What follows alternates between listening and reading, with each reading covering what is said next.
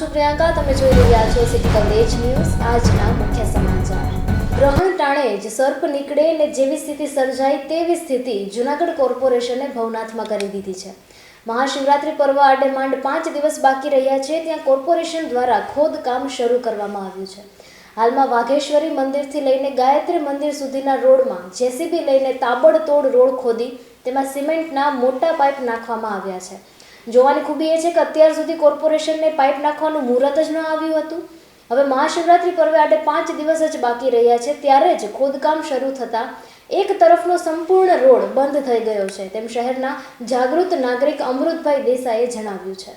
ભવનાથ મહાદેવના પાવન સાનિધ્યમાં 11 થી 15 ફેબ્રુઆરી દરમિયાન મહાશિવરાત્રીનો મેળો યોજાનાર છે. આ મેળાને લઈને તંત્ર દ્વારા મંદિરની કાયાપલટ કરવામાં આવી છે. મંદિરની સુવિધામાં અનેક સુધારા વધારા કરાયા છે, કલર કામ કરાયા છે, સાથે નવી ડિજિટલ ડિસ્પ્લે પણ લગાડવામાં આવી છે. જોકે જ્યાં ડિસ્પ્લે લગાડી છે ત્યાં ભવનાથ મંદિરના બ્રહ્મલીન મહંત રઘુનાથગીરીની યાદમાં રઘુનાથ દ્વાર લખાયું હતું. તંત્રએ ડિસ્પ્લે લગાડતા રઘુનાથ દ્વાર નામ ડિસ્પ્લે પાછળ છુપાઈ ગયું હતું, જેને કારણે રઘુનાથગીરીના શિષ્યોમાં ભારે રોષ ફેલાયો હતો. આ અંગે તેમણે તંત્રને રજૂઆત કરી હતી, જેનો સચિત્ર અહેવાલ સિટી કવરેજે પ્રસિદ્ધ કર્યો હતો. અહેવાલને પગલે તંત્રએ ડિસ્પ્લેમાં રઘુનાથ દ્વારનો પણ ઉલ્લેખ કર્યો છે, જેથી તેમના શિષ્યોની લાગણીને ઠેસ ન પહોંચે. ભવનાથમાં હાલ મહાશિવરાત્રિના મેળાની તડામાર તૈયારીઓ ચાલી રહી છે. ભવનાથ જવાના રૂટમાં દાતાર રોડનો પણ સમાવેશ થાય છે. આ રોડ ઉપર કોઈ અકસ્માત ન થાય તે હેતુસરથી તંત્ર દ્વારા થોડા સમય પહેલા રોડ વચ્ચે ડિવાઈડર મૂકેલા હતા. જોકે હાલમાં ડિવાઈડરની લાઇનમાંથી કડિયાવાડ શાક માર્કેટ પાસે તેમજ આગળના ભાગેથી રોડના ડિવાઈડરના અમુક સિમેન્ટ બોક્સ કાઢી નાખવામાં આવ્યા છે.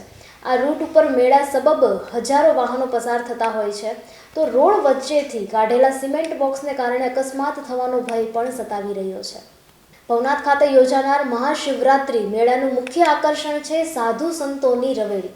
સાંજના 7 વાગ્યા બાદ શરૂ થતી અને રાત્રિના 12 વાગ્યે પૂરી થતી રવેડી જોવા માટે શ્રદ્ધાળુ લોકો બપોરથી જ પોતાનું સ્થાન જમાવી લે છે. 8 થી 10 કલાક અગાઉ શ્રદ્ધાળુ લોકો રવેડીના રૂટની બંને તરફ ગોઠવાઈ જાય છે. ત્યારે આ રવેડીના લોક આકર્ષણને જૂનાગઢના ચિત્રકારોએ પોતાની પીંછીની કલા કામણથી રજૂ કર્યું છે. જૂનાગઢના ધર્મેશ પરમાર અને અરવિંદ ચુડાસમાની જુગલ જોડીએ રવાડી દર્શન સરઘસ નામે એક ચિત્ર બનાવ્યું છે. આશરે 600 ફૂટ લાંબી દિવાલ પર શિવની આગેવાની પાછળ સાધુ સંતોની રવેડીનું આબેહૂબ ચિત્ર તૈયાર કરાયું છે, જેને આખરી ઓપ આપવામાં આવી રહ્યો છે. ભવનાથમાં યોજાનાર મહાશિવરાત્રી મેળામાં આવનાર ભાવિકો માટે ભોજનની સુવિધા પૂરી પાડનાર અન્ન ક્ષેત્રોને તંત્ર દ્વારા બેનર આપવામાં આવશે તેવા ભ્રમમાં ન રહેલા જિલ્લા વહીવટી તંત્ર દ્વારા અનુરોધ કરવામાં આવ્યો છે. તંત્ર દ્વારા બેનર આપવામાં આવશે તેવો મેસેજ કોઈ ગેરસમજથી અન્ન ક્ષેત્રમાં ફેલાયો હોવાની જિલ્લા કલેક્ટરે સ્પષ્ટતા કરી છે. જૂનાગઢ એ ડિવિઝન પોલીસ સ્ટેશનમાં બગડુ ગામના સ્મિત ઉર્ફે ભૂરો દિનેશ કાપડી સામે નશીલા પદાર્થ અંગેનો ગુનો નોંધાયો હતો.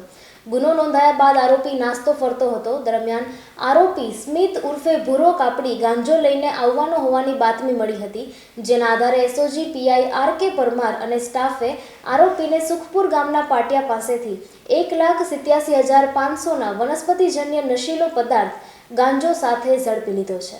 જૂનાગઢના દાતાર રોડ સ્થિત મુરલીધર માધ્યમિક શાળામાં પરીક્ષા પે ચર્ચા કાર્યક્રમ યોજાયો હતો.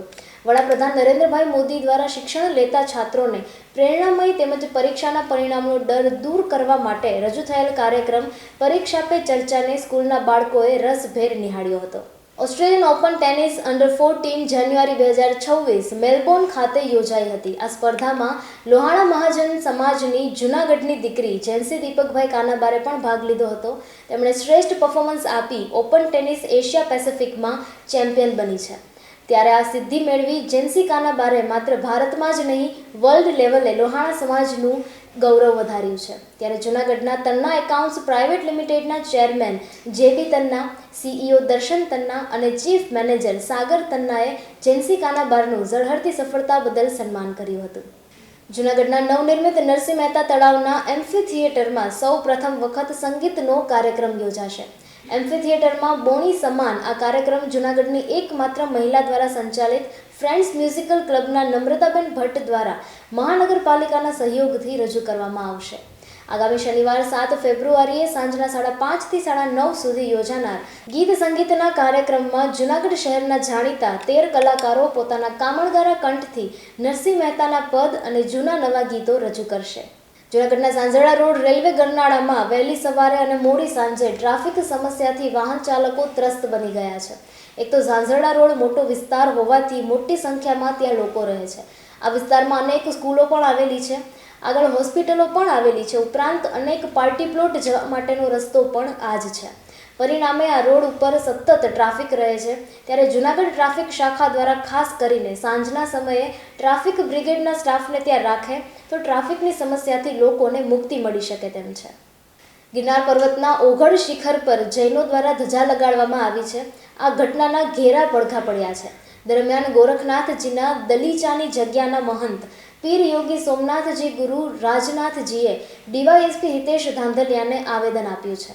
જૈનો દ્વારા ઓઘડ ટૂંક પર ધ્વજા લગાડવાની ઘટનાનો વિરોધ કરતા આવેદનમાં જણાવાયું છે કે આ ઘટનાના કારણે સનાતન હિન્દુ ધર્મના લાખો સનાતની લોકોની લાગણી દુભાવાઈ રહી છે.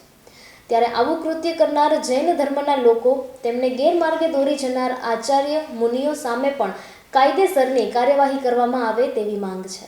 જૂનાગઢ અને પોરબંદર જિલ્લામાં સૌ પ્રથમવાર જોવા મળ્યા મોટા શ્વેત ભાલ ગાજહંસ એટલે કે ગ્રેટર વ્હાઇટ ફ્રન્ટેડ ગૂઝ. આ પક્ષી ગુજરાતમાં ભાગ્યે જ જોવા મળતું શિયાળુ મુલાકાતી પક્ષી છે.